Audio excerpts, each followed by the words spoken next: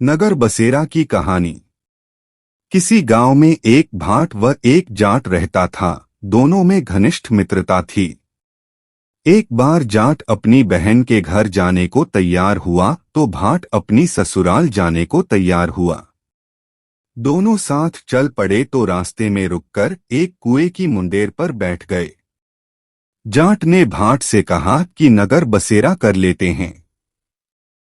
इस पर भाट बोला कि तू ही नगर बसेरा कर ले, मैं तो अपनी ससुराल जा रहा हूँ। वहां खूब खातिर होगी मेरी, तू कर ले नगर बसेरा।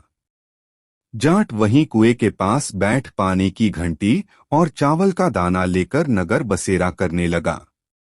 नगर बसेरा करने के साथ जाट कहने लगा कि नगर बसेरा जो करे सो मल धोवे पाव, ताता मांडा तापसी देगी मेरी माँ। माँ देगी मावसी, देगी द्वारका का वास, मीठा मीठा गास वृंदावन का वास, पांच कुल्ठी छठी रास। मेरा जिबड़ो श्री कृष्ण के पास, डालू पानी हो जाएगी, झट से निकल जाए मेरा जी। यह सब कर करा के वह जाट बहन के पास चल पड़ा। जाट की बहन ने भाई के आने पर उसकी खातिर की घीबूरा के साथ भाई को जिमाया। दोनों ने बैठकर ढेर सारी बातें की। इधर भाट अपने ससुराल पहुंचा तो वहां आग लगी हुई थी। आग बुझाने वह भी लग गया, जिसमें हाथ मुंह भी काले हो गए और खुद भी थोड़ा झुलस गया। ना रोटी ना पानी के लिए ही किसी ने पूछा। एक पड़ोसन आई तो उसने भाट की सास को कहा कि जमाई आया है, जरा उसकी आवभगत कर लो। बुढ़िया बोली कि सब कुछ तो जल गया है, अब कहाँ से आवभगत करूं। तब पड़ोसन ने ही भाट को एक रोटी के साथ छाछ दी, उसने वही खाकर गुजारा किया। शाम को दोनों फिर घर की ओर चल पड़े और रास्ते में मिल गए और एक दूसरे का हाल पूछा। भाट बोला कि मेरी ससुराल में तो आग लगी हुई थी, आग बुझाते मैं खुद काला हो गया हूँ, ना रोटी मिली ना पानी। जाट बोला कि मेरी तो बहुत खातिर हुई। फिर बोला कि मैंने कहा था ना कि नगर बसेरा कर ले, अब कर ले, लेकिन भाट ने फिर मना कर दिया। कहने लगा कि तेरी मावसी है, पता नहीं रोटी दे या ना दे, तेरी तो माँ है, दही की छुंछली चूरमा का पेड़ा धरा पाएगा। भाट ने फिर नगर बसेरा नहीं किया, जाट ने कर लिया। नगर बसेरा जो करे सो मल धोवे पाव, ताता मांडा तापसी देगी मेरी माँ।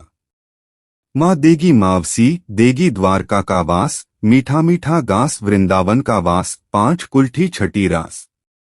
मेरा जिबड़ो श्री कृष्ण के पास, डालू पानी हो जाएगी, झट से निकल जाए मेरा जी, करके वह चल पड़ा। घर पहुंचते ही जाट की मावसी ने बहुत लाड प्यार किया। उधर भाट घर गया तो उसकी भैंस खो गई थी। बाप एक लाठी रखे तो दूसरी उठाए और कहने लगा कि ससुराल गया तो आग लगा दी, अब यहाँ आया तो भैंस खो दी। बाप ने कहा कि पहले भैंस लेकर आ, तभी रोटी पानी मिलेगा। सारा दिन भाट भैंस ढूंढता रहा लेकिन उसे भैंस नहीं मिली। जाट और भाट की मुलाकात फिर से बाजार में हो गई। जाट ने भाट के हालचाल पूछे तो भाट बोला कि आते ही भैंस खो गई, बस उसी दिन से भैंस ढूंढ रहा हूं, रोटियों का तो पूछो ही मत। जाट ने कहा कि मैंने तो पहले ही कहा था कि नगर बसेरा कर ले। जाट की बात सुनकर भाट बोला कि तेरे नगर बसेरे में इतनी ताकत है तो चल अब कर लेते हैं। दोनों ने बैठकर नगर बसेरा किया। नगर बसेरा जो करे सो मल धोवे पाव, ताता मांडा तापसी देगी मेरी माँ। माँ देगी मावसी, देगी द्वारका का वास, मीठा मीठा गास वृंदावन का वास, पांच कुल्ठी छठी रास। मेरा जिबड़ो श्री कृष्ण के पास, डालू पानी हो जाएगी, झट से निकल जाए मेरा जी। दोनों के नगर बसेरा करने पर भाट जैसे ही आगे बढ़ा तो उसकी खोई भैंस मिल गई, जिसे लेकर घर पहुंचा। घर पहुंचते ही माँ ने कहा कि लड़के को आते ही घर से निकाल दिया, सारे दिन से ये भूखा प्यासा भटक रहा है।